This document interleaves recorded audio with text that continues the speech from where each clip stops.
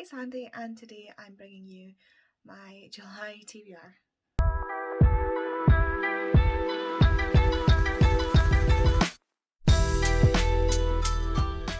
So in the month of June, I did very badly with my TBR and have barely read any of it. I'm just looking over at it and I can see all the books just staring back at me. So I decided it was time to take things out of my hands and have some of my friends pick some books for me for my July TBR. I do have 2 compulsory reads for July, which I will go over with you.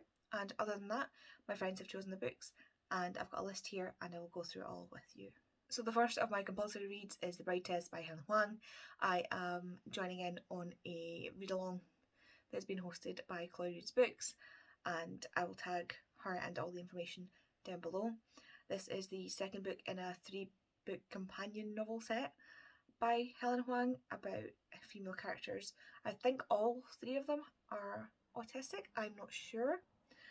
I'm currently reading the first one, which is The Kiss Quotient, and the main character there is autistic, and that's all I really know about them, their romances, and I'm having such a good time so far, so I'm really excited to get to this. The next compulsory-ish read is Fake It Till You Bake It by Jamie Wesley. This is kind of a compulsory, so there's going to be at least 4 of us doing a budgie read for this in July. So Meg, Becca and Lisa have asked to do a budgie read for it because Meg saw it on my TBR and was like, I also have that, would you like to budgie read it? And then Lisa and Becca were like, I would also like to budgie read that. No one else has said so far, but if anybody else wants to join, just, let us know. I, again, don't know what this is about. I know it's a romance, I know it is something about maybe about a baking competition. It makes me think of the Princess Switch, which is one of my favourite Christmas movies, which is really sad, I know, but yeah, I remember looking at it in Waterstones when I went to meet up with Ro and other people from Patreon, and Ro literally picked it up and put it in my hands like, you're going to read this, so yeah. So next up are the books that were chosen for me by my friends based on what I sent them for my TBR, and the first one is from Becca, and that is Imogen, obviously, by Becky Arbor-Talley. Becca just reviewed this in one of her videos, and she says it's like a love story to bisexual teenagers, and that just sounds amazing. This kind of sounds like the kind of book that you wish we had when we were younger, and I don't know anything else but that. I do know that there was a problem with Becky Arbor-Talley having to out herself as bisexual because of the discourse she got with, I don't know if it was with Leah or if it was with this, but I am really looking forward to this. I've only seen people enjoying this book so far, so I really hope that I also enjoy it. Next up from Smash, I was given Mina and the Undead by Amy McCraw. This is a book that I've seen, again, a lot of my friends read and really love, so I decided to pick it up, I think when we went to see Arv Kwang. So I grabbed this. I also have Mina and the Slayers, but this is the first one, so I will be picking this up first. It is, I believe, like a Buffy-esque horror spoofy type book. But again, I'm unsure about these books. I don't actually know what a lot of them are about. Next up from Vicky is Goldilocks by Laura Lamb. I believe she wants me to read this because it is very indicative of Becky Chambers, and I loved the Becky Chambers books, so she really wants to see, her literal message was, Goldilocks, I want to see what you think of it. So I shall be reading it. I think it's a sci-fi, quiet sci-fi, I don't know. She recommended it based on the Becky Chambers book, so we shall see. And next from Pierre, she wants me to read Dial A for Aunties by Jessie Sutanto. I actually have this as an audiobook as well because I had it on a previous TBR that I ended up not reading because time just got away from me, so it'll be good to get this added to this TBR, get it off my TBR shelf and see how I like it. I've heard good things about this. I've heard not so good things about this, so I'll be interested to see where I land. Can't remember what Pia thought of it, but I know this is literally her copy. She unhauled it, but that doesn't mean much with Pia because she will unhaul books as she reads them, even if she likes them, if she's not planning on reading them again. So it might just be that it was good for a one-time thing, and but I'm not sure. This is about a woman who is a member of a family that have a wedding planning business, I want to say, and she goes on a blind date and accidentally kills him, and then calls her aunties to help her hide the body. I want to say that sounds ridiculous, but I think that's right. And like, by aunties I mean like Asian aunties, not like mum's sister, like Asian aunties. Which through TikTok I've heard a lot about Asian aunties, and I'm looking forward to this. Next up is Bobby's suggestion, and that is After Love by Tanya Byrne. This is the Beautiful Fairy edition. I got this from Tori because she had a spare somehow, unsure why, but she ended up having a spare, so she gave me this copy. This is about a girl who is killed by a car and comes back as a reaper because she was killed right at midnight on New Year's Eve, she says with the question in her voice. And it's also a romance because she leaves behind her girlfriend. So it sounds interesting. It sounds right up my street, and I'm really wanting to get more queer stories on my shelves and in my library, because a lot of my stories aren't queer. They are getting more and more queer as I go, and if you look at my favourite shelves, you will see that like queer, you know, queer,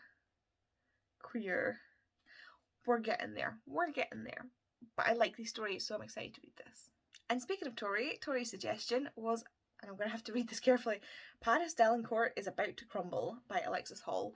This is again a queer romance, and it is about two boys, and one is a baking contestant. Oh, it's a baking competition, and there's two that are going against each other. So almost kind of like Fake It Till You Bake It, and like again like The Princess Switch. So yeah, interesting. It's also giving me Red, White and Royal Blue vibes. Don't know if that's just because it's two guys. Probably, but yeah, maybe it's the poses on the cover. It's quite similar to Red, White and Royal Blue. Anywho, this is Tori's suggestion, and I am actually really looking forward to reading this. Kind of wish I'd read a lot of these in Pride Month. Now I'm realising that a lot of them are very queer. Ah well. And next up is Meg's suggestion, which was A Witch's Guide to Fake Dating a Demon by Sarah Hawley. This is another one I have a hard time saying for some reason, and I didn't need to know anything about this book before I bought it. It's called A Witch's Guide to Fake Dating a Demon, and it is a slightly smutty romance, and it's recommended by a good whack of my friends. That's why I've not even read the synopsis of this, and I'm not gonna. Don't know what it's about other than that. I'm guessing a witch fake dates a demon and then falls for them, and it's just, yeah. That's all I know. That's all I want to know. And then Lisa's suggestion was A Read Between the Lines by Rachel Lacey. Again, this is one that was on a previous TBR and I didn't have time for it, so we shall be picking it up in July. I'm really determined to get to these books in July, and the haul so far, like, I'm looking at them and I think they're all romance other than like 3 of them so far, so these should be easy to get through. Again, it is a literary based sapphic romance. That's all I know. And I think it's also indie published. It feels like an indie published book, but I am really looking forward to reading this. It would make sense for it to be indie published because Lisa is really big on indie published books. It says Montlake. I don't know if that's an indie publishing house, but I don't know. I am really excited to read this though. Again, for the same reasons that I'm excited to read my other queer books. And finally, the big one, the biggie, the one that I am highly anticipating and also do not want to read for reasons, especially since now a lot of my friends have read it and the cliffhanger at the end is apparently steep, which makes sense after speaking to the author. And this is Katherine's suggestion, which is The Shadow Cabinet by Juno Dawson. You can see where that sticker was stuck to my book. This is one of the books that I got signed and personalised by Juno Dawson. I'll need to cover the bit.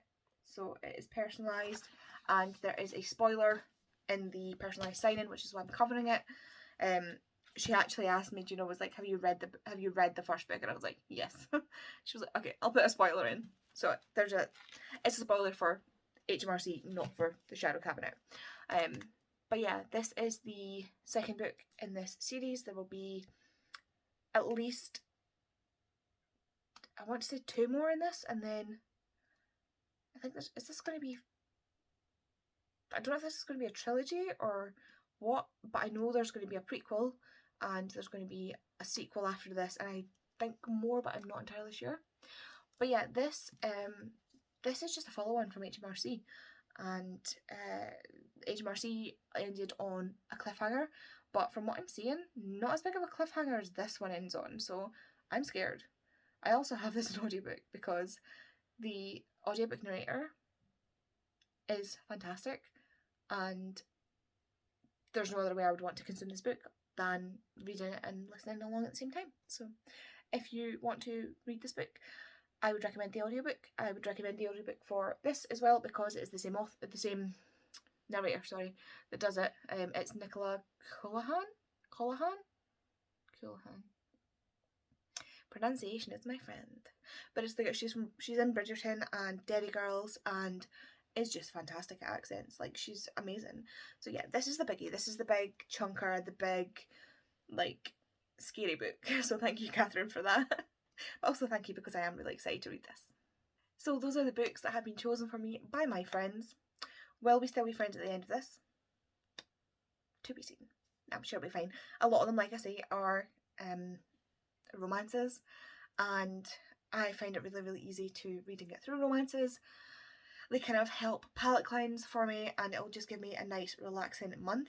I don't know what the page count is for it. If I remember, edit and Andy, check the page count please and stick it up here.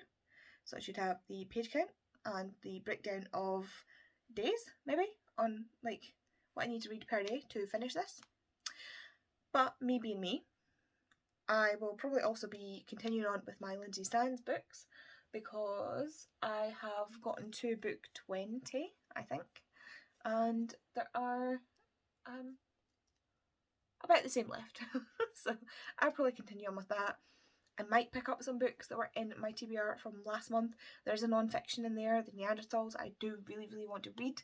And I also still need to read Vengeful. Technically this is a June book, but I won't be reading it in June, I will be reading it in July, by the very start of July, so I'll slap that onto my compulsory reads.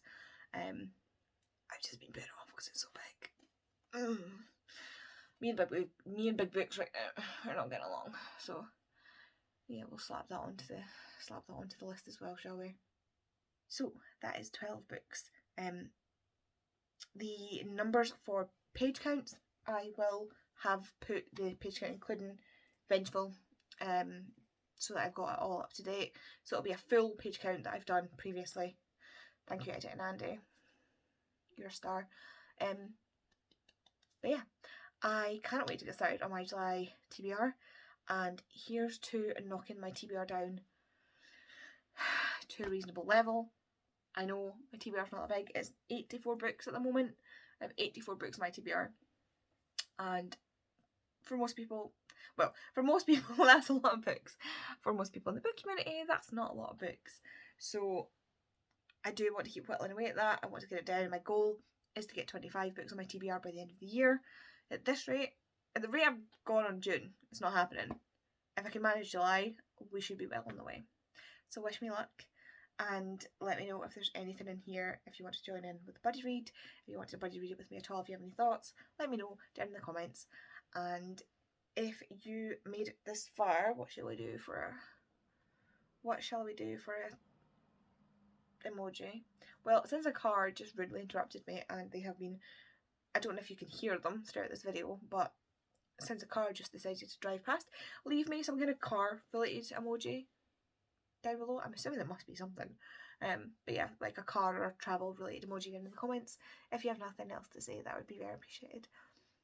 And I will see you soon in the next video. Bye.